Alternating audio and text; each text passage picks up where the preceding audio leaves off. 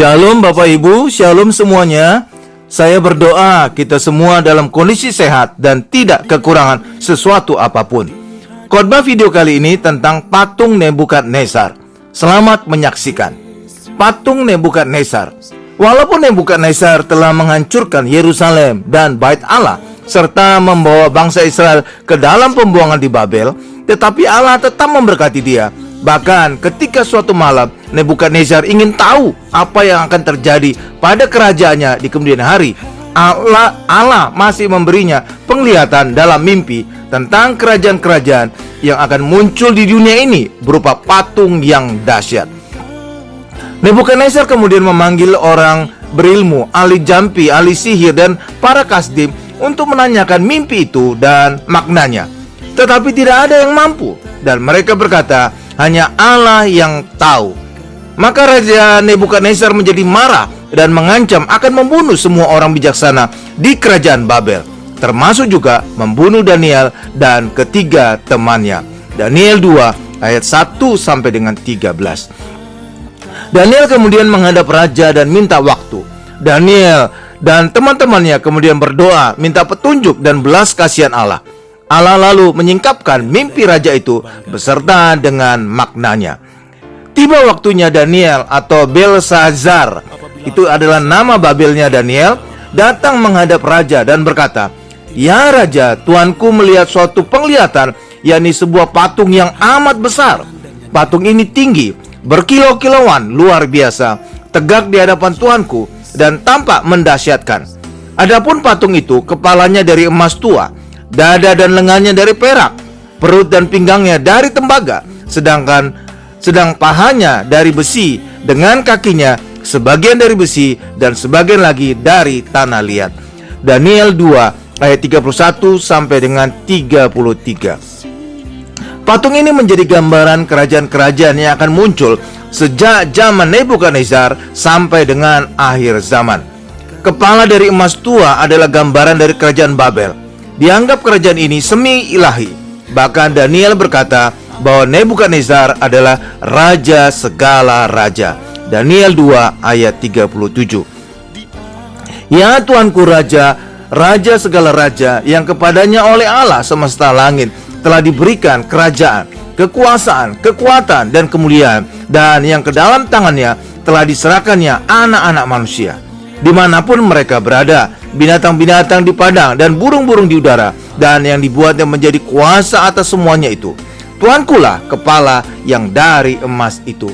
Daniel 2 ayat 37 sampai dengan 38. Firaun juga menyebut Yusuf sebagai Jafnat Panea atau juru selamat. Kejadian 41 ayat 45. Ini adalah sebutan manusia. Tuhan Yesus adalah raja segala raja dan juru selamat yang sebenarnya. Kerajaan Babel ada dari tahun 605 sampai 539 sebelum Masehi. Firman Allah, Raja Belsazar mengadakan perjamuan yang besar untuk para pembesarnya, 1000 orang jumlahnya, dan di hadapan 1000 orang itu ia minum-minum anggur. Dalam kemabukan anggur, Belsazar menitahkan orang membawa perkakas dari emas dan perak yang telah diambil oleh Nebukadnezar, ayahnya, dari dalam bait suci di Yerusalem, supaya raja dan para pembesarnya, para istri dan para gundik mereka minum dari perkakas itu.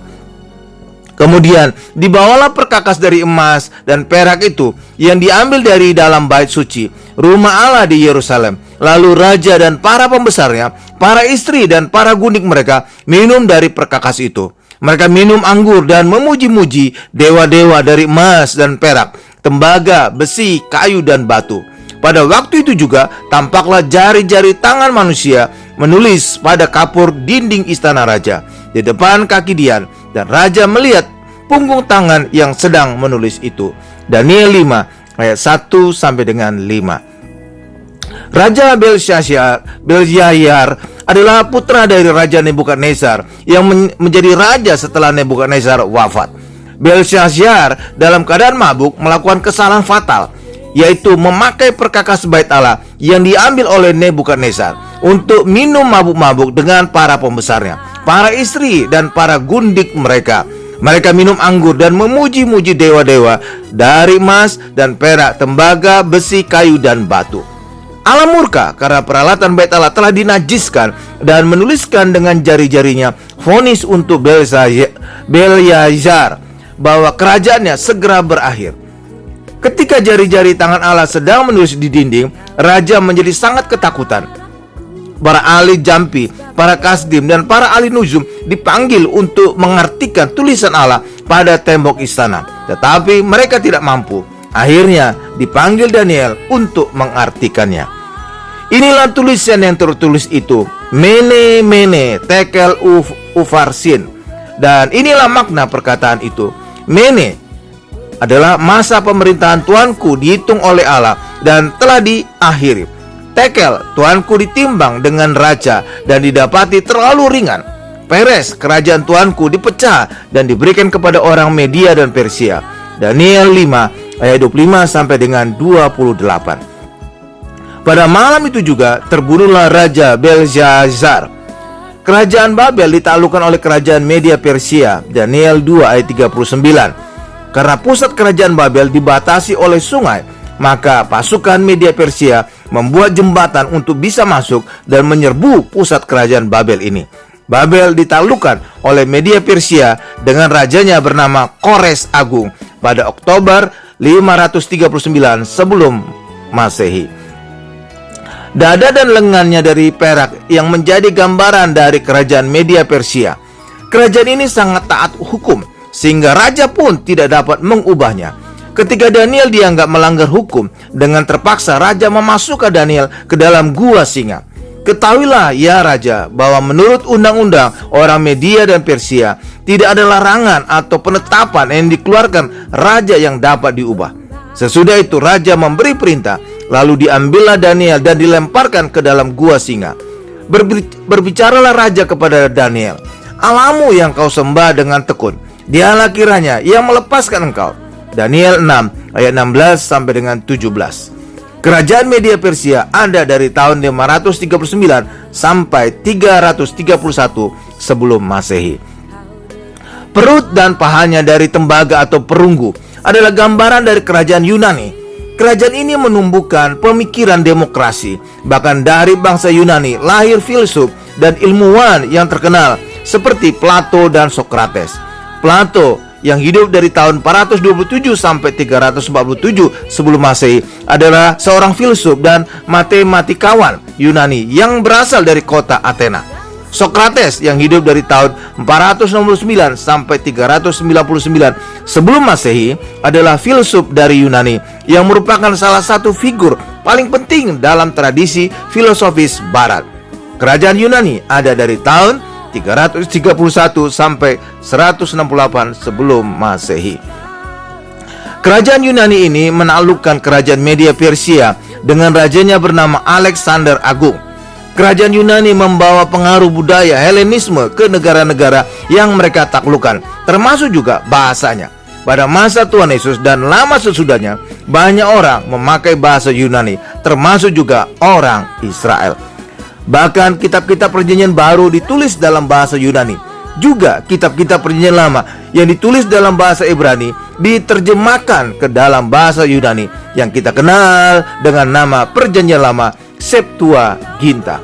Itu karena banyak generasi orang Israel saat itu bisa berbahasa Yunani, tetapi sudah tidak bisa lagi berbahasa Ibrani. Daniel berkata, tetapi sesudah Tuanku akan muncul suatu kerajaan lain yang kurang besar dari kerajaan Tuanku. Kemudian suatu kerajaan lagi, yakni yang ketiga dari tembaga yang akan berkuasa atas seluruh bumi. Daniel 2 ayat 39. Firman Allah, domba jantan yang kau lihat itu dengan kedua tanduknya ialah raja-raja orang Media dan Persia. Dan kambing jantan yang berbulu kesat itu ialah raja negeri Yunani. Dan tanduk besar yang di antara kedua matanya itu ialah raja yang pertama. Dan bahwa tanduk itu patah, dan pada tempatnya itu muncul 4 buah. Berarti 4 kerajaan akan muncul dari bangsa itu, tetapi tidak sekuat yang terdahulu. Daniel 8 ayat 20 sampai dengan 22. Alexander Alexander Agung mati muda pada usia 32 tahun pada tahun 323 sebelum Masehi. Diduga ia meninggal karena diracun atau karena mabuk berat. Alexander Agung punya 4 jenderal yang menguasai 4 daerah jajahannya, yaitu Kassander, Lysimachus, Seleucus, dan Ptolemy. Setelah kematian Alexander Agung, keempat jenderal ini menjadi raja-raja kecil di daerahnya masing-masing. Kerajaan Ptolemaik di Mesir, Kekaisaran Seleukia di Persia, Kerajaan Pergamon di Asia Kecil, dan Kerajaan Makedonia di Yunani. Kakinya dari besi menjadi gambaran dari kerajaan Romawi. Kerajaan ini keras seperti besi dengan ciri kekuatan militer. Daniel berkata, sesudah itu akan ada suatu kerajaan yang keempat, yang keras seperti besi, tepat seperti besi yang meremukkan dan menghancurkan segala sesuatu, dan seperti besi yang menghancur luluhkan, maka kerajaan ini akan meremukkan dan menghancur luluhkan semuanya. Daniel 2 ayat 40. Pada masa kerajaan Romawi dengan Kaisar Agustus, Tuhan Yesus lahir. Tuhan Yesus mati pada masa kerajaan Romawi dengan Kaisar Tiberius. 3 kerajaan sebelumnya hancur karena penaklukan kerajaan berikutnya yang lebih kuat. Sedangkan kerajaan Romawi tidak ada yang menaklukkan, tetapi hancur sendiri dari dalam. Kerajaan Romawi ada dari tahun 168 sebelum Masehi sampai tahun 476 Masehi. Keempat kerajaan yang sudah muncul ini punya panji-panji dan simbol-simbolnya masing-masing. Pengaruh budaya Yunani masih ada pada daerah jajahan Romawi. Daerah Dekapolis atau daerah di seberang sungai Yordan yang terdapat Gadara adalah contoh daerah jajahan Romawi yang dipengaruhi oleh budaya Helenisme atau budaya Yunani. Kerajaan Romawi menaklukkan kerajaan Yunani. Kerajaan Romawi banyak membangun jalan-jalan raya agar akses pasukan dan akomodasi bisa lancar dilakukan. Juga banyak membangun bangunan-bangunan fenomenal yang sampai sekarang masih bisa dilihat pertinggal reruntuhannya. Kerajaan Romawi memakai bahasa Latin yang banyak digunakan di gereja Katolik. Kerajaan Romawi seperti besi yang menghancurkan Tuhan Yesus dengan menyalibkannya. Hukuman salib adalah hukuman yang biasa dilakukan oleh bangsa Romawi. Pada orang Israel, hukuman mati biasa dengan dirajam batu. Tetapi ketika imam-imam dan ahli-ahli Taurat membawa Tuhan Yesus kepada Pontius Pilatus, penguasa Romawi, maka hukuman yang dikenakan kepada Tuhan Yesus adalah salib, bukan rajam batu. Juga kerajaan Romawi yang keras seperti besi ini pada tahun 70 menghancurkan Yerusalem dan Bait Allah. Bagaimana kerajaan Romawi runtuh? Kerajaan ini runtuh bukan karena ditaklukkan oleh kerajaan lain, tetapi karena kebobrokan dari dalam. Secara fisik memang kerajaan Romawi telah runtuh, tetapi pengaruhnya masih ada. Pada kerajaan Yunani, pengaruh budaya Helenismenya terus hidup walau kerajaan Yunani telah runtuh. Hal yang sama, pengaruh agama Katolik pada kerajaan Romawi masih hidup sampai sekarang. Kaisar Romulus adalah kaisar terakhir dari kerajaan Romawi. Dia digulingkan oleh seorang pemimpin Jerman. Film Gladiator mengambil latar belakang kerajaan Romawi pada masa kekaisaran Romulus. Ketika kerajaan Romawi sudah semakin lemah, suku barbar datang menyerang. Yang terakhir dari patung itu adalah jari-jari kakinya, yang sebagian terbuat dari besi dan sebagian lagi dari tanah liat. Belum diketahui kerajaan apakah kerajaan kelima itu. Tetapi karena sebagian terbuat dari besi, maka ada unsur dari kerajaan Romawi. Ada yang menafsirkan bahwa unsur besi itu adalah gereja Katolik Roma. Sedangkan unsur tanah liat itu adalah 10 negara Eropa, yaitu Spanyol, Portugal, Perancis, Inggris, Austria, Italia, Luxembourg, Swiss, Belgia, dan Belanda. Kerajaan yang kelima yang belum diketahui wujudnya ini dianggap ada dari tahun 476 sampai kedatangan Tuhan Yesus yang kedua. Apakah wujud kerajaan kelima berupa kaki dari besi dan tanah liat adalah gambaran gereja Katolik akan bergabung dengan kekuatan yang lain? Banyak penafsiran tentang itu. Mungkin perubahan kerajaan Romawi yang besi menjadi gereja Katolik Roma yang besi dapat diterima akal. Tetapi gambaran tanah liat apakah cocok diterapkan kepada 10 negara Eropa? Tanah dalam Alkitab gambaran orang berdosa, orang yang tidak percaya kepada Tuhan Yesus. Padahal Ke-10 negara Eropa ini dikenal berpenduduk Kristen. Jadi tidak mungkin. Saya berpendapat kerajaan Romawi yang besi bertransformasi menjadi Romawi baru yang bernafaskan agama dan mempunyai pengaruh di seluruh dunia. Mereka berkeinginan mendirikan bait Allah ketiga di Yerusalem. Tetapi ini sebagai kamuflase, karena setelah 3,5 tahun persembahan korban dihentikan, mereka kemudian bergabung dengan bangsa-bangsa yang tidak percaya kepada Tuhan Yesus. Gabungan mereka inilah yang kelak menjadi antikris, yang membenci orang Israel dan menimbulkan tribulation. Antikris inilah yang kemudian diremukkan oleh Tuhan Yesus pada akhir zaman. Saya tidak percaya pendapat yang berkata bahwa antikris berasal dari Eropa. Tidak mungkin, karena banyak orang Eropa adalah orang Kristen yang percaya kepada Tuhan Yesus.